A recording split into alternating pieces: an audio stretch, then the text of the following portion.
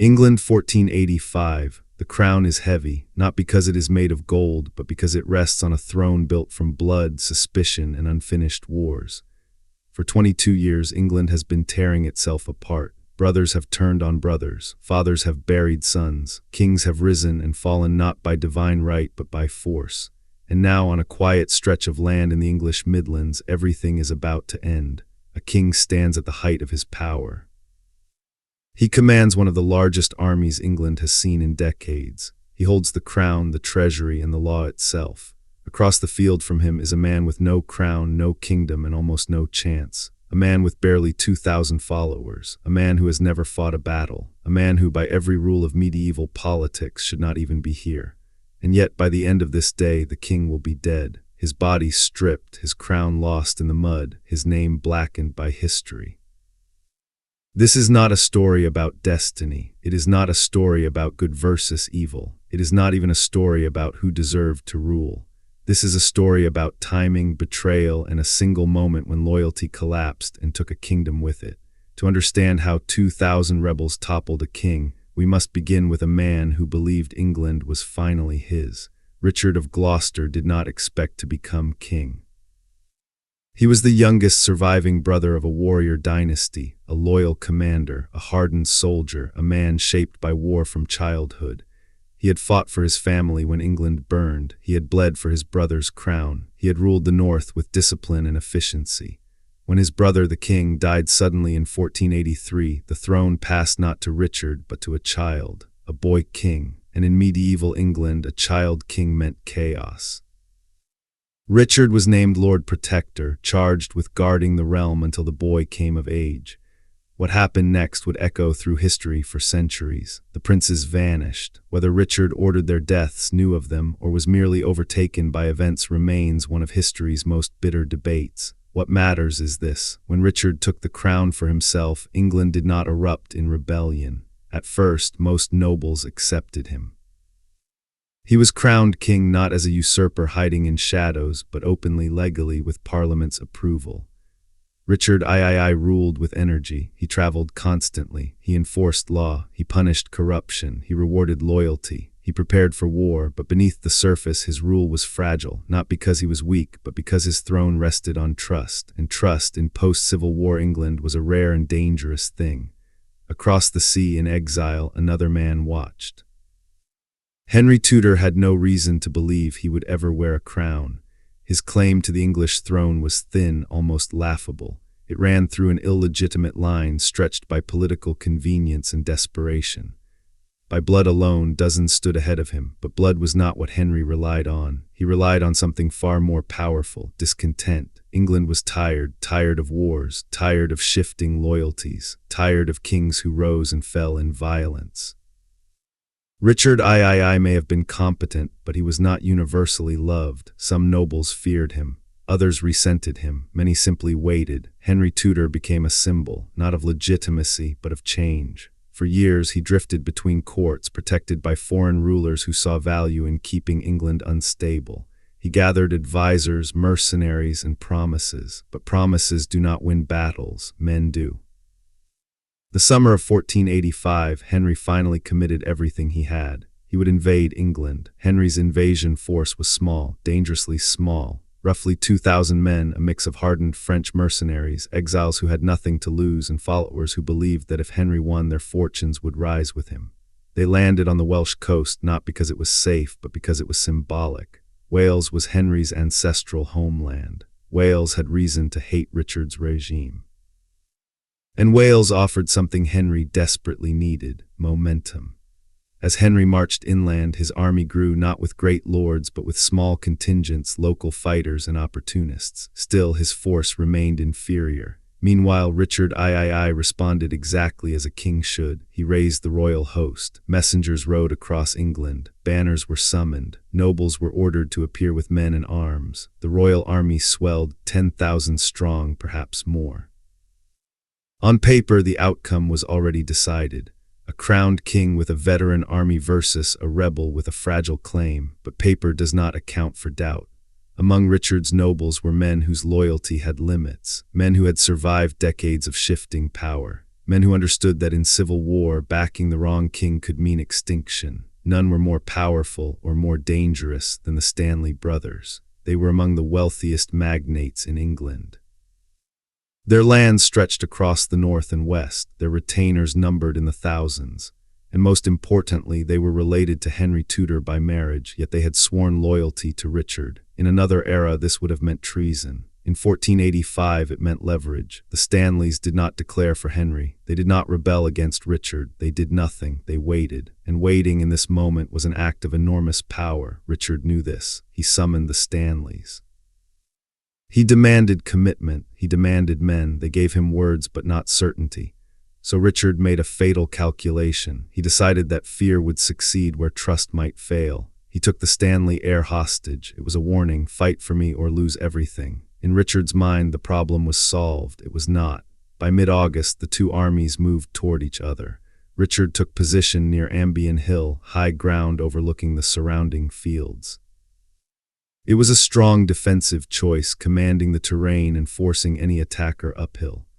Henry approached cautiously. He had no intention of a prolonged battle. Time favored the king. Every hour that passed allowed Richard to consolidate power, attract more support, and isolate the rebels. Henry needed a decision quickly.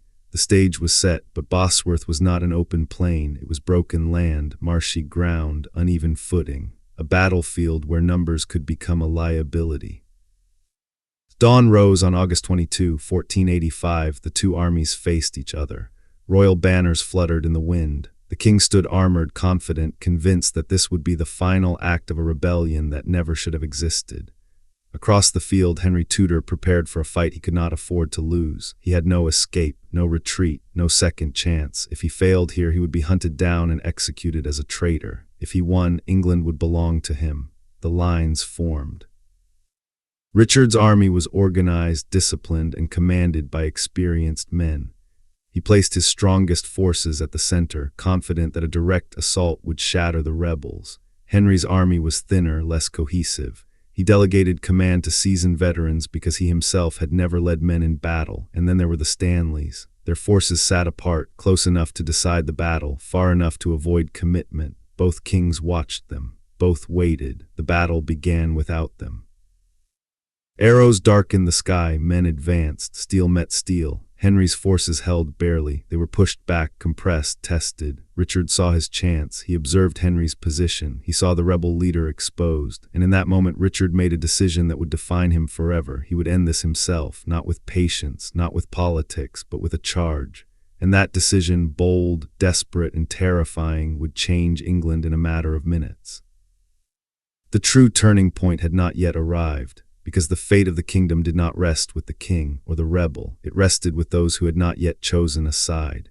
The moment Richard spurred his horse forward, the battle stopped being a contest of armies. It became a race against time. The king did not charge blindly. This was not madness, not arrogance, not a suicidal gesture born of pride. It was calculation, brutal, immediate, and rational by the standards of medieval warfare. Richard understood something most kings never did. Wars are not won by killing armies. They are won by killing leaders. Henry Tudor was not shielded by layers of command. He was not surrounded by veteran household knights. He was visible, exposed. His banner marked him like a beacon. If Henry died, the rebellion died with him. Richard gathered his household cavalry, the finest fighters in England, men sworn to protect him with their lives. Steel lowered, spurs struck. Hooves thundered across broken ground. They plunged downhill. For a moment it worked. Richard's charge smashed through the thin rebel line like a blade through cloth. Men fell, standards went down. Henry's standard bearer was cut down where he stood. The king was close enough to see his enemy, close enough to end everything, and for a heartbeat England held its breath. Henry Tudor did not flee. He could not. He had no battlefield instinct, no experience to guide him. His survival depended entirely on the men around him, veterans who understood that if Henry fell, they would be butchered without mercy. They closed ranks. They fought not for a crown, not for a dynasty, but for survival. Richard cut through them anyway. Accounts speak of him fighting with terrifying force, striking left and right, pressing forward, refusing to retreat. His horse drove him deeper into enemy ground, farther from support. This was the moment that would define him forever. Because while Richard fought like a king of old, bold, direct, fearless, the battlefield he fought on was no longer built for such men. And while his eyes were locked on Henry Tudor, others were watching him. The Stanleys had waited long enough. They had seen the king commit. They had seen Henry nearly fall. And they understood what this moment meant. If Richard succeeded, there would be no forgiveness, no neutrality, no bargaining. He would emerge stronger than ever, and he would remember hesitation. If Henry survived, there was still room to move, so they moved. Their banners advanced, not toward Richard, toward Henry. It was not a dramatic betrayal, not a sudden roar of defiance. It was quiet, controlled, devastating. Thousands of fresh troops entered the field at the precise moment Richard was most exposed. The king realized it almost immediately. His charge slowed, the ground betrayed him. Marshland swallowed hooves, momentum died. His horse stumbled, then failed him entirely. Richard was unhorsed. A medieval king on foot was no longer a king. He was a target, surrounded by enemies. Richard fought on. He refused offers of mercy. He refused retreat. He refused surrender. He fought until he could no longer stand. Blows fell, steel found flesh. The crown he wore was lost, knocked loose, trampled into the mud, never to be found again in that moment. When Richard III died, the House of York died with him. No proclamation was needed. No coronation ceremony. The battle was over the instant the king fell. Henry Tudor stood alive, bloodied, exhausted, uncertain, but alive, and that was enough. On the battlefield itself, amid corpses, broken weapons, and churned earth, Henry was proclaimed king, not by law, not by parliament, but by victory. The crown of England passed not through bloodlines, but through force of arms. And with that single act, the Wars of the Roses ended, not with reconciliation, but with exhaustion. Richard's body was stripped. Not out of cruelty, but practicality. Armor was valuable, even the armor of a dead king. His corpse was slung across a horse, exposed, humiliated, carried through the streets to be displayed. It was proof that the war was truly over. The man who had ruled England was buried hastily, without ceremony. His enemies would ensure that his reputation died with him. Henry Tudor's first battle was his last. He would never again fight in open war. He did not need to. Because Henry understood something Richard never fully accepted. Power after Bosworth did not lie in the sword, it lay in control of the story. Henry moved quickly. He married to unite rival claims. He rewarded supporters. He punished enemies selectively, carefully, and he rewrote history. Richard III became a villain, a usurper, a murderer, a tyrant. Stories spread. Accusations hardened into truth. Plays would later immortalize him as a monster, twisted in body and soul. Henry did not need to prove these stories. He only needed them believed, because a dead king cannot defend himself, and a conquered king becomes whatever the victor says he was. But history, when stripped of propaganda, tells a different story. Richard did not lose because he was cruel. He did not lose because he was incompetent. He did not lose because he was unloved. He lost because he trusted men who survived by not choosing too early. He lost because he believed loyalty could be enforced by fear, and he lost because in the decisive moment the rules of war had changed, but his instincts had not. Bosworth was not the triumph of a better king, it was the triumph of timing. 2,000 rebels did not defeat 10,000 loyalists through strength. They won because neutrality became impossible. They won because hesitation outlived courage. They won because one king charged forward and another simply stayed alive long enough for others to decide. When Richard charged, England still had a king. When he fell, it had a future, uncertain, fragile, rewritten. The battlefield swallowed the old world, and from the mud a new dynasty rose. But even now, centuries later, Bosworth refuses to settle. Because beneath the stories, beneath the myths, beneath the crowns and banners, there remains an uncomfortable truth. On that field, England did not choose its king. Its king was chosen by those who waited. Victory does not end a war, it ends the fighting, but the struggle for meaning begins immediately. Henry Tudor understood this better than any man alive. He had won the crown on a battlefield, not in a cathedral. His claim was thin, his support fragile, his enemies numerous. If England were allowed to question Bosworth, then Bosworth might yet undo him. So Henry moved fast, faster than memory. Faster than doubt, faster than truth. The first weapon was legitimacy. Henry dated his reign to the day before Bosworth, not after, before. By doing so, every man who had fought against him instantly became a traitor legally, retroactively. Their lands could be seized, their titles revoked, their silence purchased with survival. This was not vengeance, it was insurance. The second weapon was unity. Henry married into the defeated royal house, binding rival bloodlines together in ceremony and symbolism. Red and white roses were woven into one emblem, a visual promise that the age of civil war was finished. England did not need to love him, it only needed to stop bleeding. The third weapon was narrative, and this was the most powerful of all. Richard III had died with no son to defend him, no court to preserve his version of events, no voice to contradict what came next. So stories hardened, rumors were repeated, accusations became certainties. Richard was said to be unnatural, twisted in body, twisted in soul. He was accused of crimes that could never be proven because the witnesses were dead, disappeared, or too afraid to speak. It did not matter whether these stories were true, they were useful. Generations later, playwrights would take these whispers and carve them into myth. Richard would become a monster on the stage, snarling, plotting, delighting in evil. The public would not see a competent ruler killed by hesitation and betrayal. They would see justice. History once written rarely loosens its grip, but Bosworth has always resisted simplicity. Because when you strip away Tudor propaganda, something unsettling remains. Richard did not rule as a mad tyrant. He did not lose the support of the realm in open revolt. He lost because he made one assumption, and that assumption failed him.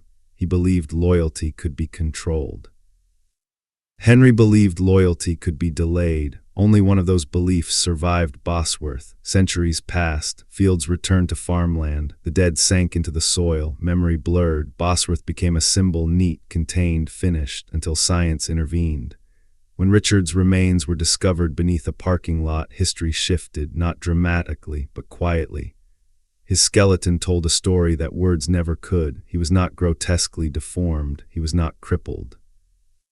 He bore the marks of battle, brutal, numerous, undeniable. He had been struck from behind, from the side, from above. He had died fighting. The myth cracked, not enough to shatter, but enough to let doubt seep in.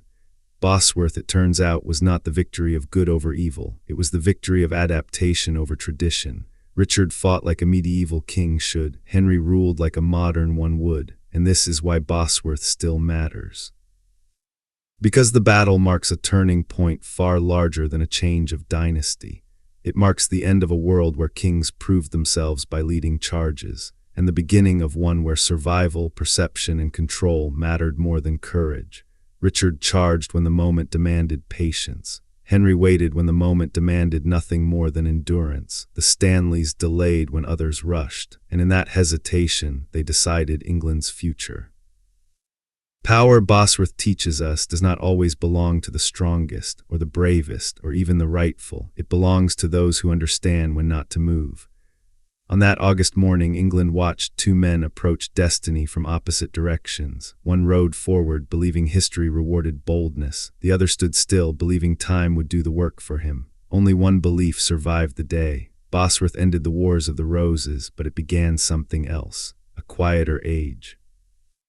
An age of calculation, an age where kings no longer charged, they endured, where crowns were no longer won by swords alone, but by stories.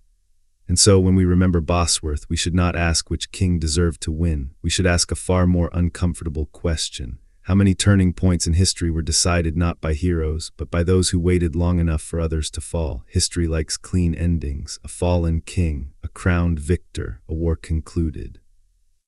But Bosworth never truly ended. It lingered, it echoed.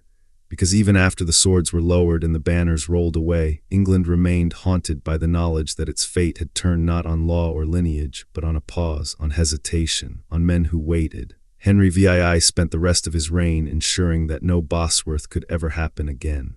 He dismantled the private armies of the nobility. He weakened magnates who could challenge the crown. He ruled cautiously, suspiciously, always watching. This was not paranoia, it was memory. He had seen how quickly loyalty dissolved when power appeared uncertain. He had learned that the greatest threat to a king was not rebellion, but neutrality. Richard III's mistake was not that he fought, it was that he believed the rules were still the same. For generations, kings had ruled by presence, by visibility, by personal courage. A king led from the front because the front was where legitimacy lived. But Bosworth exposed a shift. Legitimacy no longer followed bravery. It followed outcome, and outcome followed patience. The medieval world did not collapse overnight, but at Bosworth it cracked. A king died doing exactly what kings had been praised for centuries for doing: charging, fighting, refusing to yield, and the world quietly moved on without him. This is why Bosworth feels unsettling even now, because it challenges a comforting belief, the belief that history rewards virtue. That courage is enough, that decisive action always triumphs. Bosworth suggests something colder, that restraint can be deadlier than force, that waiting can outweigh valor, that those who risk nothing sometimes inherit everything.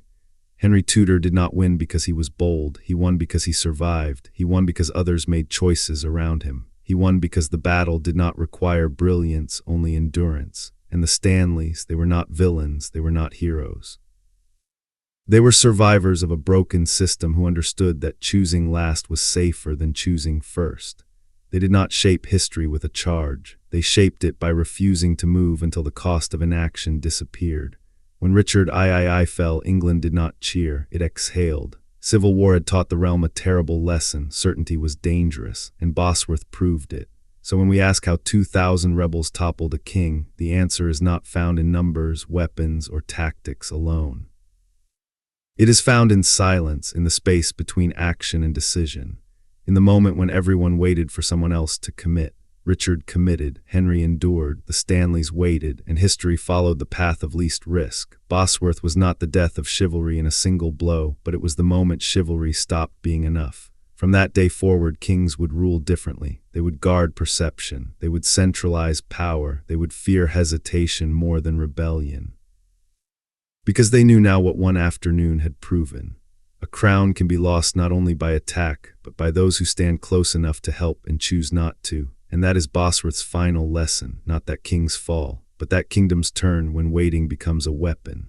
Long after the battlefield fell silent, Bosworth continued to shape England in ways no sword ever could, because the most dangerous legacy of that day was not the death of a king. It was the lesson everyone learned from watching him die. The nobles learned that loyalty was conditional, that banners could remain furled until the last possible moment. That survival belonged to those who delayed commitment. The crown learned that power must never again depend on goodwill alone, and the people learned that history would always be written by whoever remained standing. Henry VII ruled carefully. He did not glorify Bosworth. He did not celebrate it with reckless pride. He treated it like a warning. Every decision afterward carried the memory of how close everything had come to collapse. He governed with restraint, suspicion, and calculation, not because he lacked courage, but because courage had nearly killed the man he replaced.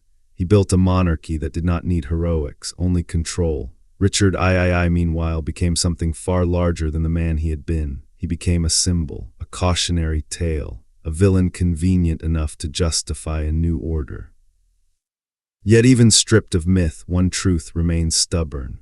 Richard did not die fleeing. He did not die begging. He did not die confused. He died believing that action still mattered, that a king's duty was to move forward when the moment demanded it. History did not reward him for that belief. Bosworth teaches us something uncomfortable about power, that it does not always favor those who act, that it often belongs to those who wait until action is no longer risky. That moral clarity is less important than timing, and that courage, when isolated, can be fatal. We like to believe history turns on great men in decisive moments, but Bosworth suggests something else, that history often turns on hesitation, on men who stand just far enough back to see who will fall first, on choices not made. And that is why Bosworth still matters, not because a king died, but because everyone watching learned how to rule the next world. You watched this story to the very end. You're part of a small group that understands something most people miss, that history isn't just about what happened, but about why it happened.